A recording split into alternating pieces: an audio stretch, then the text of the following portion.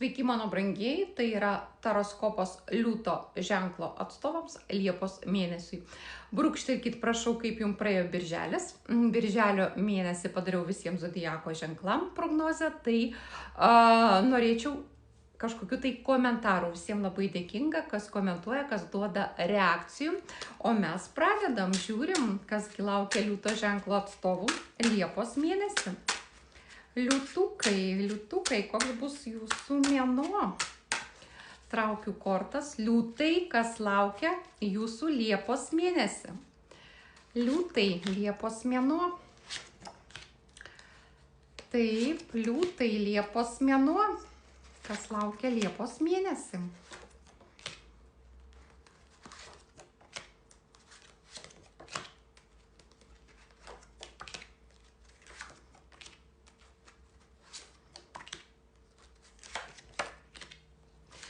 Taip, mano brangus liūtukai, žiūrėkite, mėnesio pradžioje gali būti kažkoks tai nedidelis nusivylimas. Yra korta 9 kartai, matot, žmogus šiek tiek arba nerimauja, arba nusivylęs, arba pergyvena, išgyvena, galbūt kažkokie tai naktiniai košmarai, galbūt tai nerimas naktimis, galbūt kažkoks tai įvykis, kuris priverčia irgi nerimauti, pergyventi, išgyventi, bet tai yra paprastai dažniausia daugiau sugalvotos mūsų baimės. Tai yra tuomet, kai mes patys save pradedame bauginti kažkokiom tai nebūtom mintim, nebūtais dalykais. Vat kažkam tai ten Jonui Petrui, vat taip atsitiko, gal man taip irgi bus, pergyventi, o kaip ten aš nuvažiuosiu, o kaip ten aš būsiu, o kaip ten aš dasigausiu, ir visokių tokių dalykų, kurie sukuria mūsų protas ir, sakykime, tai priverčia mus papildomai nerimauti, išgyventi, pergyventi, nemiegoti ir taip toliau. Gali būti prieš kelionę, gali būti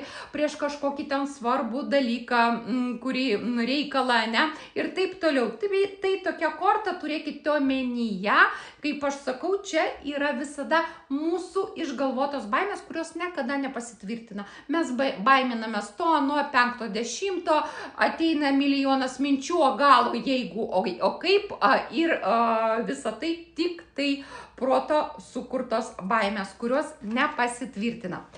Taip, žiūrėkit, liūtukai, labai mėnuo bus susijęs daug su darbu ir su pinigų uždirbimu.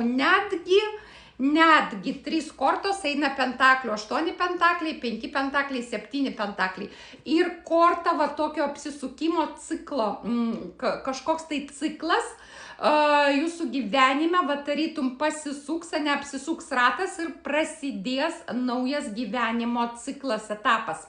Tai čia su tais pinigais gali būti įvairiai. Iš vienos pusės yra korta 8 pentakliai, tai yra labai gera korta, kuri sako, kad darbo turėsite daug, užsakymų turėsite daug, galėsite, tik tai suktis kaip voverė, sakykime taip, ir tik spėti, užsikalti tos pinigus. Vienas užsakymas po kito. Čia iš vienos pusės, bet paskui stovi tas fortunos ratas, tas likimo ratas, kuris kažkiek tai pakeis tą situaciją. Pasisuks tas ratas 180 laipsnių kampų ir eina korta kažkokių tai praradimų ir nuostolių.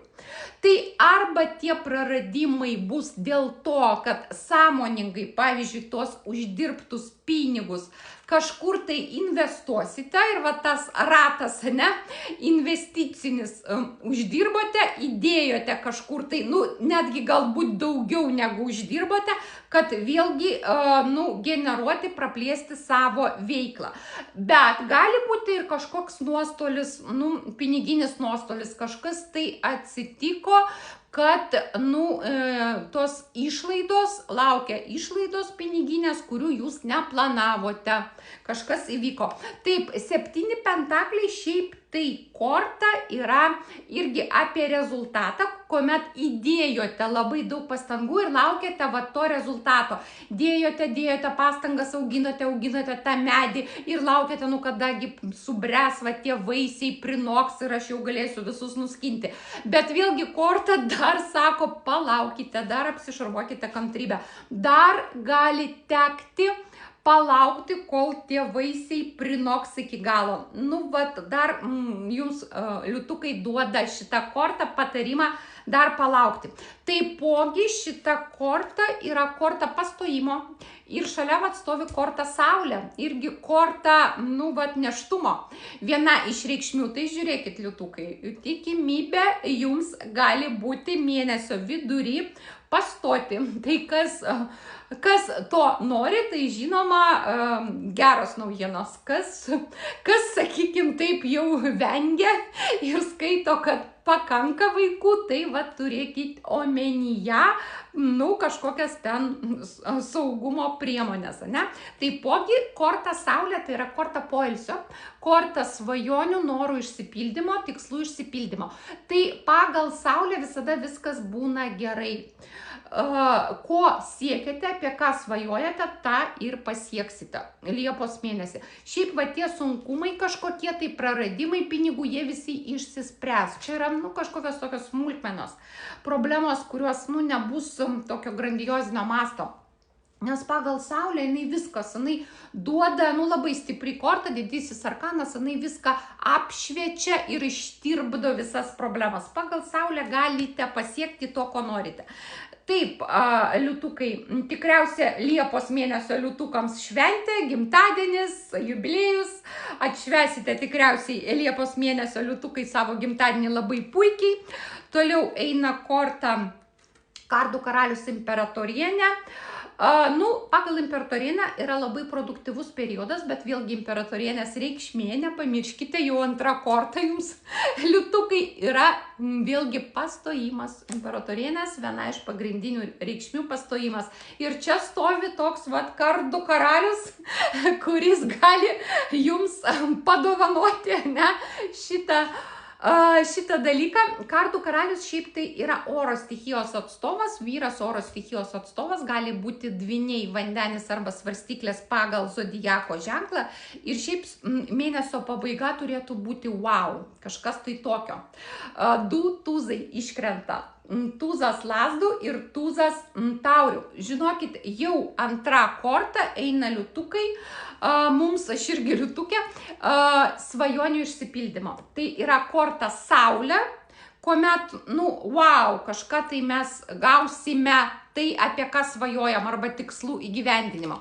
Ir korta taurių tūzas, tai yra korta pakylėtų emocijų, tai yra korta svajonės, vat, išsipildymas, emocinis, vat, toks pakylėtumas, euforija, tai yra korta meilės, įkvėpimo. Ir vat, žiūrėkit, mano brangios moteris, kažkam tai gali prasigruoti tas kardų karalius, tai tikrai kaip prisipažinimas meiliai, ir galbūt netgi vat, imperatorienė, tai yra ištekėjusi moteris, tai yra kuomet moters statusas keičiasi. Tai tos liutukės, kurios jau turi santykį, gali būti Liepos mėnesį, kad jums pasipirš ir keisis jūsų statusas, tapsite jau, nu, arba sužadėtinė, arba galbūt jau ir greitai santuoką surengsite. Žodžiu, labai turėtų būti Liepos mėnuo nuostabus, ypač antra pusė. Pirmoji pusė, jeigu dar gali būti kažkokių tai tokių, vat, tačiau kažkokių problemėlių, kurias reikės spręsti, tai jau antra pusė, tai tiesiog viena už kitą kortos geresnės. To aš jums ir linkiu, mano brangus liutukai, kas norėtų savo asmeninės prognozės, kurią aš darau naudojant jūsų nuotrauką ir gimimo datą. Jos kaina yra 10 eurų. Prašom, rašykite man čia arba tik tokią žinutę, arba mano Facebook puslapyje Ask Tarot Liudmilos tarologinės prognozės. Prognozės metams į priekį, būrimai, dėlionės, viskas yra čia mano tinklapyje, būrimas taro kortomis.